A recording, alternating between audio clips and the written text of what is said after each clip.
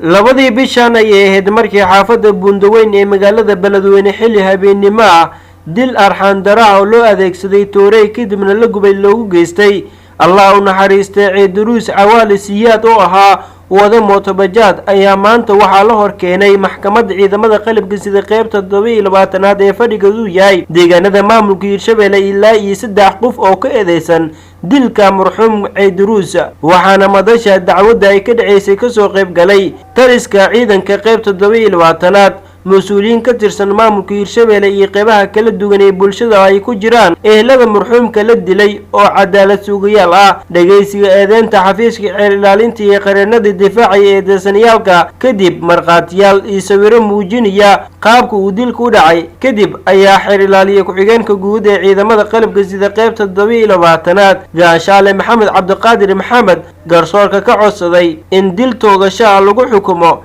Cabdicasiis Xuseen Faarax oo ku magac dheer Timajalac iyo Xuseen Axmed Maxamuud lagu xukumo dil toogasho ah.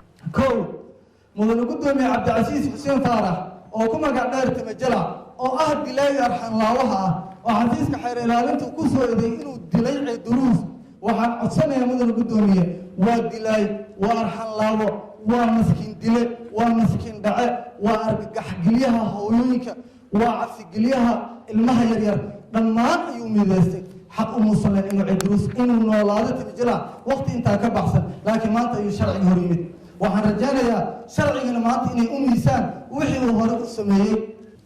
maca dhaqdhaqaaqiisa dambe ayaa la xayiray inuu gacan nuuxii xitaa waa uu awoodi waayo sidaas daraaddeed Timajalac waxaan codsanayaa mudane gudoomiye in lagu fuliyo dil toogashaa Xuseen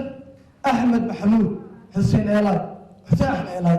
mudane gudoomiye gaas hore maxkamadda sharafta leh Xuseen Axmed Eelaay ma garan karo sifo uu bulshada ku sii dhex joogi karo ma raadin karo qeyb uu Xuseen bulshada ugu sii noqon karo asagoo intaas jaraamo ah intaas dambi ah u soo geystay asagana waxaan ka codsanayaa ciqaabta uu marsiiyo Ciiduruus in asagana la marsiiyo intaas kadib abuukaate Carab Nuur oo difaacayay eedeysanyaalka ayaa xafiiska xeer ilaalinta ka codsaday inuu cadeemo ku filan uu hor keeno garsoorka asxaabtu falku ka wada dhacay sida warku isku noqday teamku wuxuu ahaa team daba dheer soo qaatay aad ardiisu walacsaneed in la hela gacan geystaha rasmiga ah oo marqaatiyaal rasmi ah loo helana waa rajaynayna garsoorku waa filayaa inuu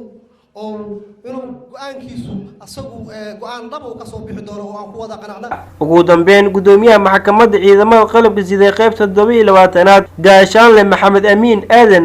ayaa sheegay in dib iskugu soo laaban doono fadhi kale ana qabuul Axmed Ismaan ku dhashay Bulburda deganaa Beledweyne ee ay ku eedeysan yihiin eedeysanayaasha kale ah Xuseen Axmed Maxamuud Cabdicasiis Xuseen Faarax Liibaan Cali Aadan maanta halkan ha inoo joogo fadhi labaad ayaa jiri doono fadhiga labaad